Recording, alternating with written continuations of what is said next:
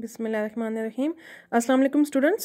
Today we are going to talk about Stirling's central difference interpolation formula, and that is a continuation of those formulas that were valid for interpolation of a function at an unknown point for equally spaced data.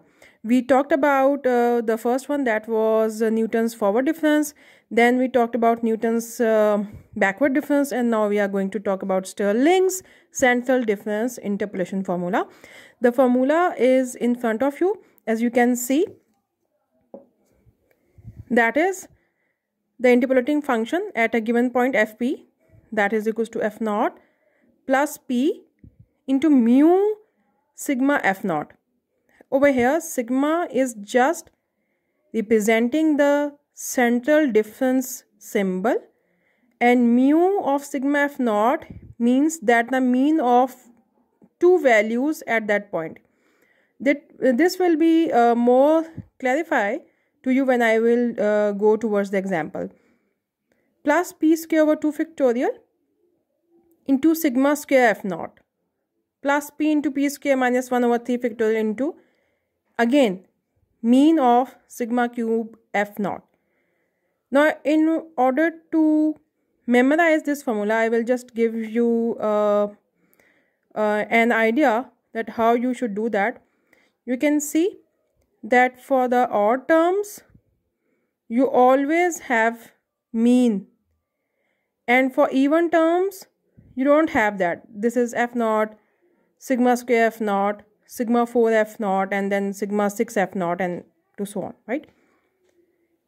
For remembering this, what you have to do, that first you have p and then p square, then you have p into p square minus 1, and then this term is with p square into p square minus 1, then again p into p square minus 1 into p square minus 4. There is a difference of 3. This is a known formula, and you have to, of course, memorize it.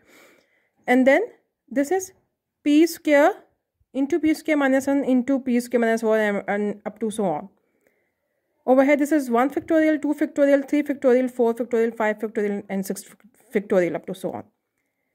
If you have to write the next term, then it would be, of course, p into p square minus 1 into p square minus 4 and into p square minus 7, I guess, over 7 factorial.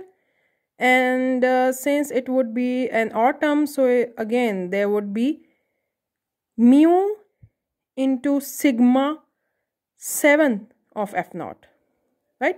So first you have p and then you have p squared. First you have p and then you have p square, right? And in this way you can continue with the formula.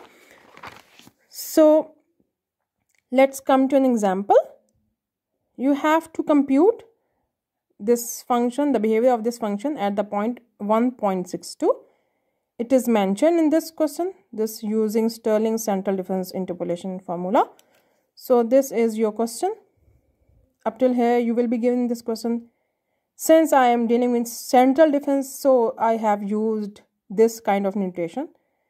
The rest scheme of constructing this table is the same. I'm not writing points over here. Of course, there would be some points over here. And if you see, then you can easily observe that after point, there are 1, 2, 3, 4, 5 maximum digits.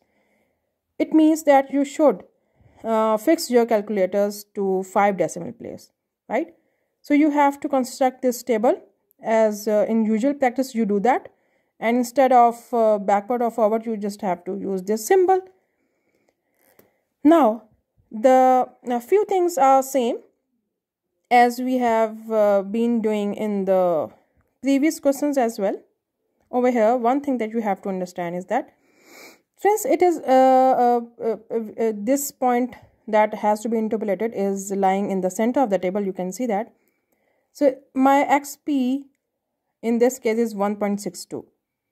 So the next task is to choose your x naught. Over here, since it is equally spaced data, you always have to check two things. First is the interval, that it is an equally spaced or an unequally spaced. In this case, of course, you can see that this is an equally spaced data, and there is an interval of 0.2 at each step. So over here, h is 0.2, xp is 1.62, and I have chosen x naught to be 1.6. So if I would have, because you can see that 1.62 is lying over here, right? So if I choose x naught as 1.8, then of course it would become negative in this case, and that is against the restriction of the value of p, because it should be positive.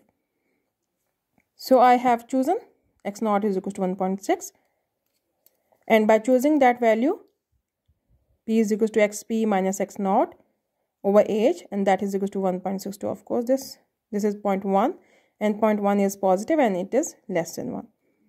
So you can see that our formulas are going up to the table 4. So I am going to write this at least up to 4th order terms. Mu, sigma, f naught, sigma square. Then the same technique that I have told you in order to memorize this kind of formula. Right? So now, what is this now? Since you are not talking about the forward, you are not talking about the backward, you are talking about the central. So you will remain in the center of this table, right? So now you can see that if this is your x naught, then of course this is your f naught. And f naught means since you have to move in a straight central direction, so I cannot see any value over here, right? So the reason of writing this mu sigma f naught, this means that you have to take the mean of these two values, 0.73138 plus 0.65971, and you have to take the mean, this plus this divided by 2. So in this case, you have written over here, and then plus p square, of course, p is 0.1, 0.1 square over 2, and sigma square f naught. Since this is a line with this straight line, so I don't have to take the mean in this case. That's why we are writing mean with the odd terms, as you can see from this table, and no need of writing the mean with the even terms, right, in the table. So sigma square f naught, that is equals to minus 0.07167. Since I am talking about again and again that it is a 5 decimal place question, so you have to add 0 over here, right? So over here for this term, it would be minus 0.00727, right? And minus 0.0060, this plus this divided by 2, mean. And in this case, you will be getting your answer 7.242865. At the respective sums I have also mentioned over here, you can see that FP, that is equals to, these are the respective values calculated at each calculated for each expression, right? So this is your sum, and you have to tally this sum. Maybe I am wrong, and please confirm it in your own group, right? So the exercise that you have to do, and that is related with these Newton forward, backward, and the central difference question. You have to do question 1, all these parts A to F, question 2, 3, 4, and 5, right? And these questions are from chapter number 3, your book essay, the book by S.A. Bhatti. And please try to practice these questions, and please tell me if you have any queries related to these questions or these topics that I have mentioned, please do tell me, right? Okay, thank you.